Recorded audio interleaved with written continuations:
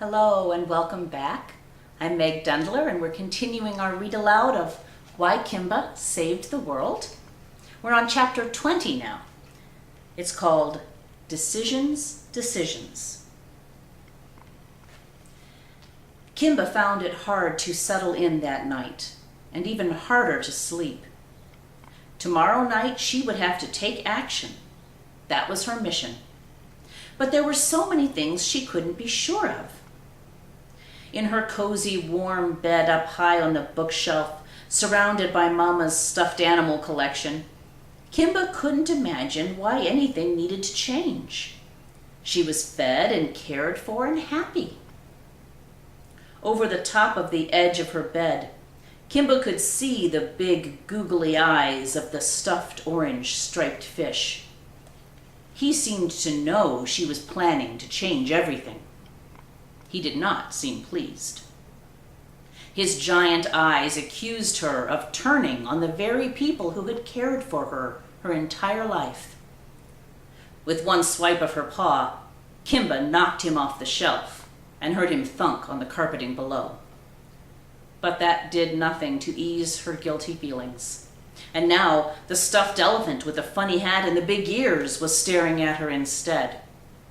She couldn't get away from their accusations. "You are a traitor," they seemed to say. It was true, Kimba knew. But the worst part was that no matter what she did now, she would be betraying someone. Gathering information had been fun, like a game. She had learned that she was more than just a house cat. It was exciting. And it made her proud to be part of something bigger than her family and her home.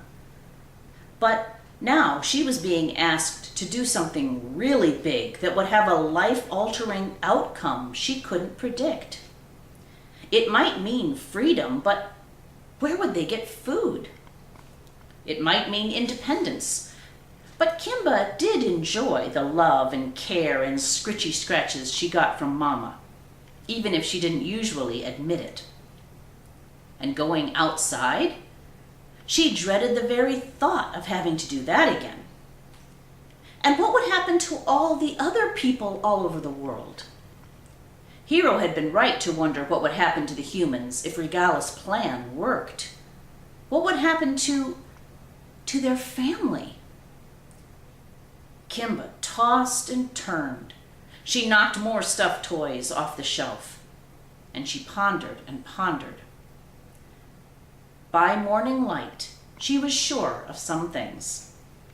Kimba and Hero and the people in this house, they were a family. Daddy loved her. Leia and Mindy loved her.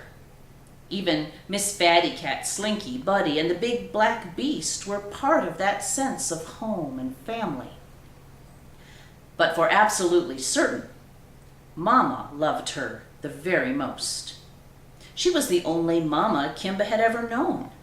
The Mama who had saved her and fed her and cleaned off her face when she was learning to eat and taught her how to use the litter box and played with her every day and hugged and kissed her Kimba baby, whether she wanted it or not. Mama loved her. And she loved Mama too.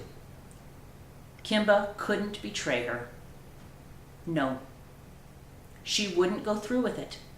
She would be loyal to her real family. But now what?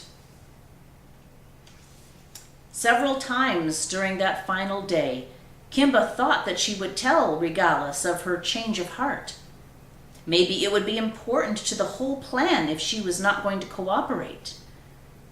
It was one of those days when the humans seemed to be around all the time. Even Daddy didn't leave and spent most of the day watching the TV in the bedroom and yelling a lot about first downs and touchdowns. As the sun set and the humans began their nighttime rituals, Kimba knew that she would not have a chance to make another report or to back out. That night, the invitation would go out to Mama's Facebook account. Regalis would be waiting for Kimba to answer it. And as the day had gone by, Kimba had also begun to wonder, what if she didn't answer the invitation and the invasion happened anyhow? That part of her new plan had not really occurred to her. What would happen to the cats who had refused to help? Kimba felt a hard lump settle in her stomach. It shouldn't be too bad for cats like Slinky and Miss Fatty Cat, who were unaware of what was happening at all. Hero could even claim some level of ignorance. She had not been part of the last few meetings and certainly didn't understand about the computer and the code and all of that. But what about me? Kimba fretted. If she refused to help, would she be punished?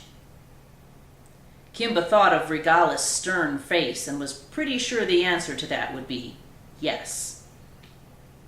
That made the thought of standing her ground a little harder to take. How dangerous would it be to say no to the cat in the mirror? Considering that, Kimba began to have second thoughts. From her big fluffy pillow, where Kimba had been trying to nap and contemplate all of this, she could hear Mama and Daddy laughing and talking in their bedroom. She felt a sudden need of their company and the comfort of the room that had once been her nursery. Jumping down, Kimba wandered into the bedroom and hopped up onto one of the bedposts, just out of sight of the bathroom mirror. "Well, hello," Mama said to her with a laugh. "You don't grace us with your presence much this time of day." Kimba blinked her eyes slowly at Mama. "I just have a big decision to make," she thought. Mama scratched the back of her ears and gave her a gentle kiss on the forehead before wandering into the bathroom to get ready for bed. Lazily pulling herself out from under the bed, Hero leapt up onto it next to Kimba. They said nothing. Hero didn't seem to know that tonight was the night. Kimba didn't tell her. Maybe it was safer for her sister that way. In a few moments, Hero curled up in a ball at the bottom of Daddy's side of the bed. She wouldn't move again until morning. As Mama and Daddy finished their fussing and goodnight kisses with Mindy and Leia, and locking all the doors and turning off all the lights, Kimba wandered into the bathroom and sat in the middle of the floor. There was no way to communicate with Regalis. Kimba stared at the big mirror and thought of all the questions that it was impossible to ask. What will happen to the humans if cats invade? She wondered. What will happen to me if I refuse to help? Since you have the code word, can you just go ahead without me? She felt in her bones that there was some important cat on the far side of that mirror, but there was no way to know for sure. A human could come in at any second. She was confident that cat would not risk revealing himself, especially tonight. Once the lights were off and the house was quiet, Kimba knew that it was time. But now she wasn't sure exactly what to do. Kimba was right. There was an important cat watching through the mirror. He was far away, sitting in the control room of a spaceship orbiting a planet that Kimba would never see.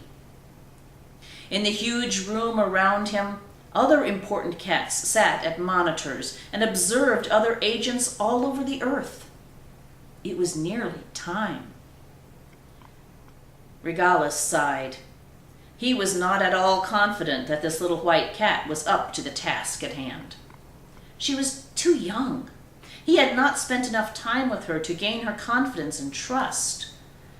Or maybe it was simply too difficult to make agents out of cats who had been hand-raised by humans. That had not been the plan for this cat and her sister.